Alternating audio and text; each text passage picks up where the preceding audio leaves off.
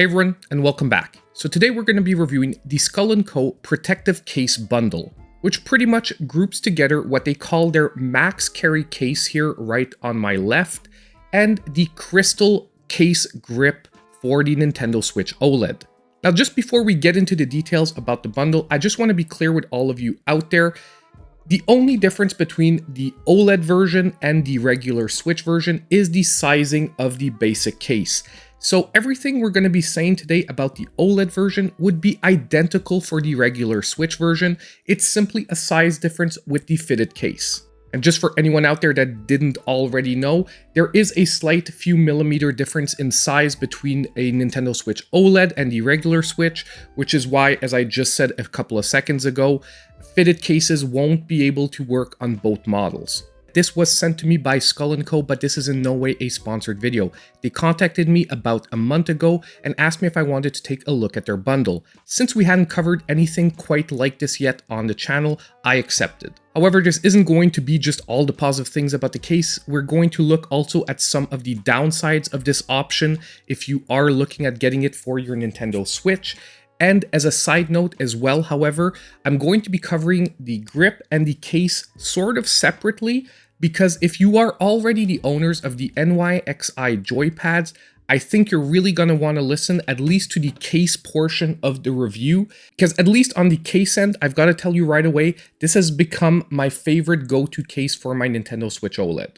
Now, if this is the first time you're watching one of my accessory videos, just a quick breakdown of how we do this. We're going to start with a close-up of all the products and the main functionalities. Now, as we're going through those functionalities, I do generally give a few thoughts on whether I liked or didn't like those different options. And after we're done with all those functionalities, I'll come back to you and we'll talk about who should be buying this product and looking at some of the comparisons, as I pointed to earlier, to some of the other options out there that do resemble what this is offering.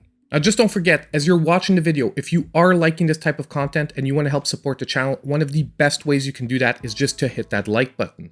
But now let's jump into the close-ups. So I think the best place to start is the grip case itself. And first I want to show it to you when it is actually not all mounted onto the Switch so that you get an idea of the different moving parts. You have the grip case itself. You do have to be careful because you do have two movable pieces up here that go over these triggers.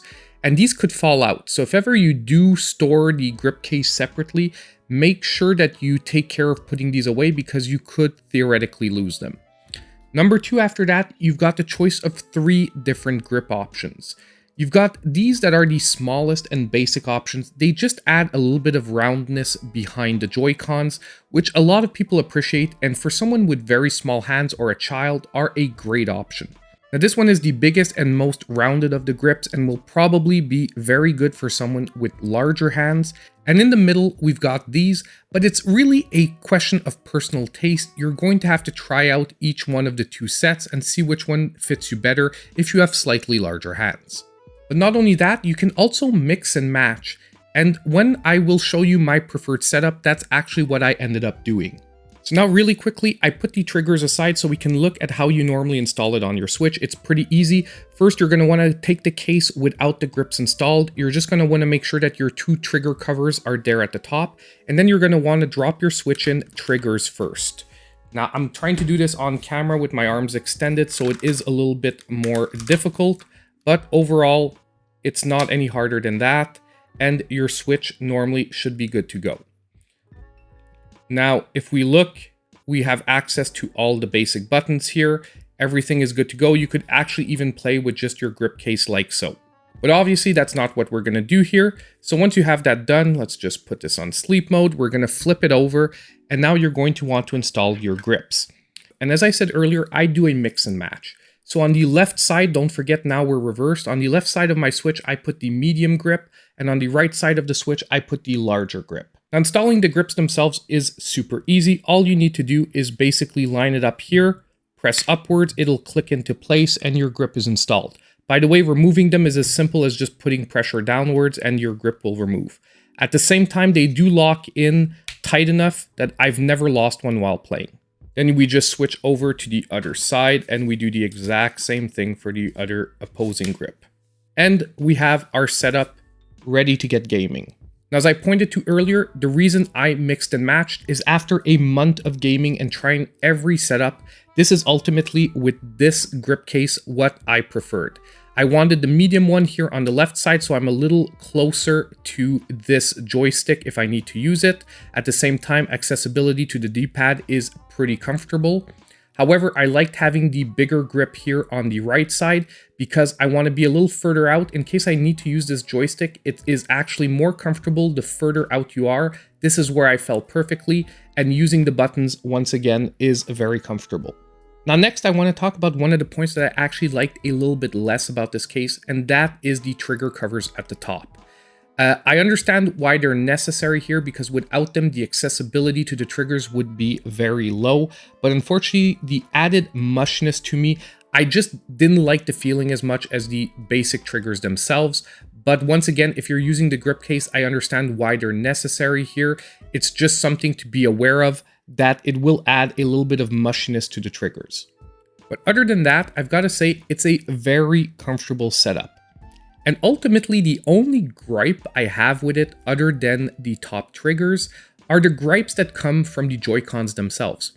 I personally don't like the smaller buttons on the Joy-Cons and the smaller joysticks that we get on the Joy-Cons, if you compare it to something like the NYXi joypads. However, that's not a fault of the grip case, that's just the construction of the Joy-Cons themselves. And basically, if you're using any type of grip or case that functions with the basic Joy-Cons, you're going to have that very same issue. Now next, we're going to address probably what was one of the elephants in the room. You don't need to remove this case to dock your Switch. Now personally, that is one of my hugest gripes with a lot of the other grips out there, is that you can't dock your Switch with the grip on it. Now, I do want to mention that it will cause a little bit of friction with your dock right here. And Skull & Co, however, has thought about that, and they do give you some plastic strips that you can install over this that will reduce that friction. However, personally, I didn't feel the need to use them, and I was just careful when undocking my Switch to make sure that I didn't pull my dock up at the same time.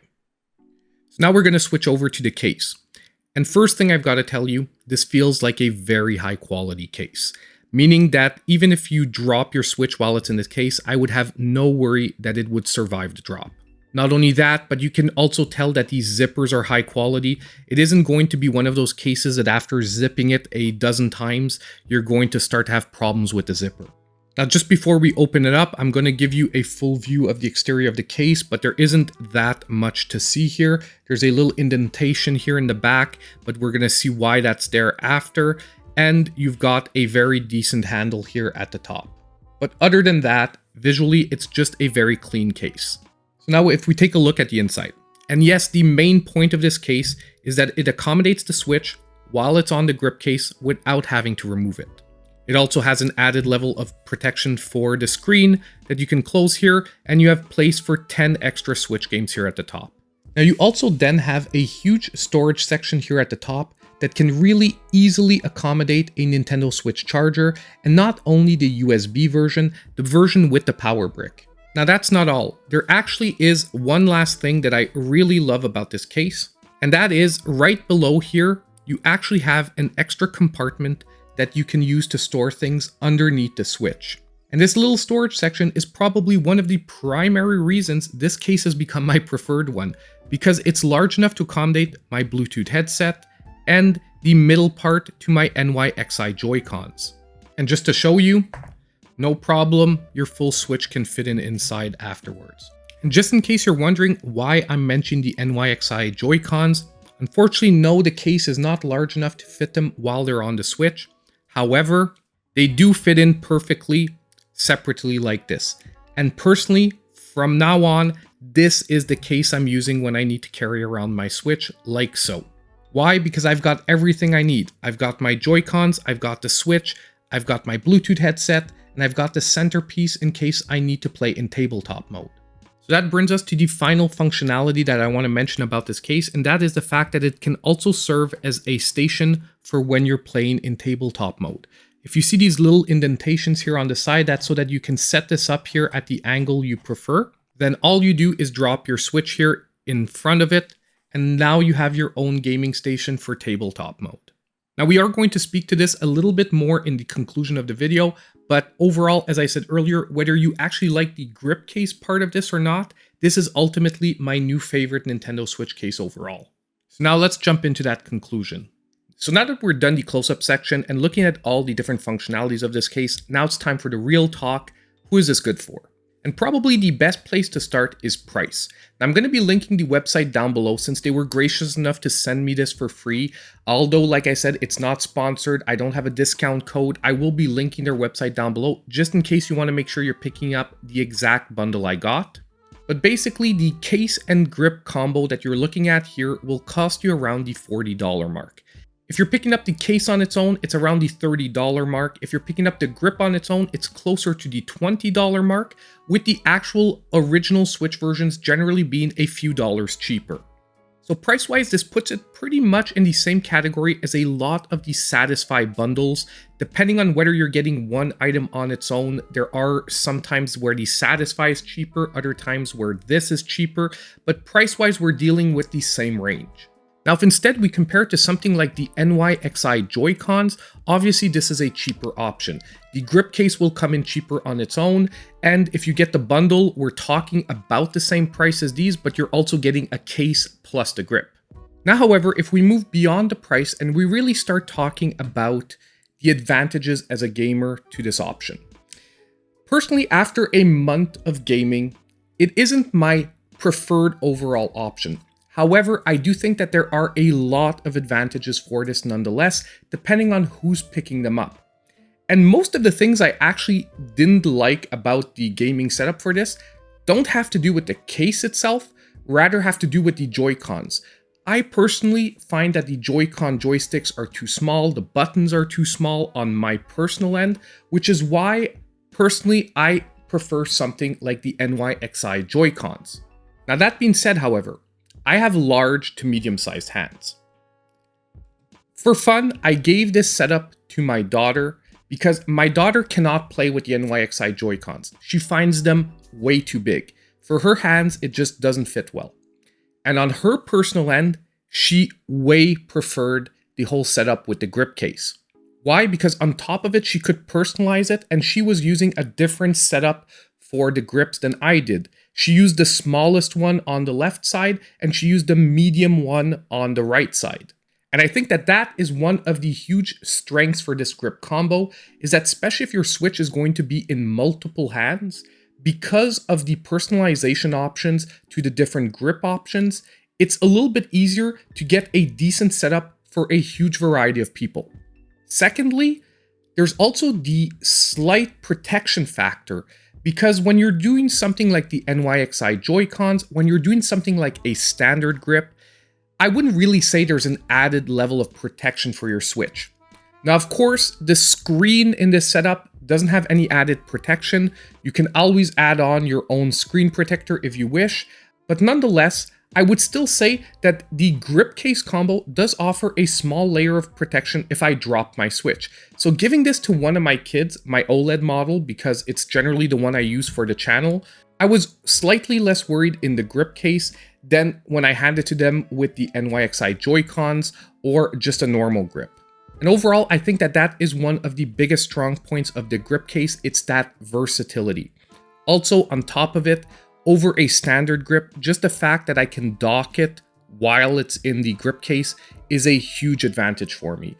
I am done with having to remove grips to dock a Switch. With my NYXI Joy-Cons, I can dock the Switch, I don't have to remove them, and it's the exact same thing with the grip case. Now, if we set aside the grip case part and we look at just the case itself, because as I said earlier, this has become my favorite overall case. Now, as I said, although I really did appreciate the Skull & Co grip case, for my basic gaming needs, I went back to the NYXI Joy-Cons. However, one huge issue that I had with the Joy-Cons is it's very difficult to find a case that fits those Joy-Cons. And on top of it, the cases that I did see online that were made for them didn't look like the highest quality cases. That's not the case here for the Skull & Co case, because as I said earlier, for the construction of the Skull & Co here, I trusted the zipper looks very high quality, the construction looks very solid. I wouldn't be worried about dropping my Switch down the stairs in this case and knowing it survives the drop. Now, it is on the larger side, But if you have a Nintendo Switch OLED, you're looking for maximum protection, you're looking for one that can accommodate your NYXI Joy-Cons, and on top of it, Bluetooth headset, all those options, this is the case to go for. So in a nutshell, that is pretty much it. And I think we've went over all the major points of why you might want to pick up this grip case combo, or why you might want to pick up the case on its own, maybe the grip on its own. And overall, I think that no Switch options for the moment are perfect, but you really have to choose which one is best for you. And this one has some definite upsides, as we pointed to earlier. So hopefully you did appreciate today's review. If you did, don't forget, as I said earlier, that the best way to support the channel is to hit that like button, subscribe if you aren't already, and click on the notification bell so you know when all my future content comes out. And as usual, I hope I'll see all of you in my next video.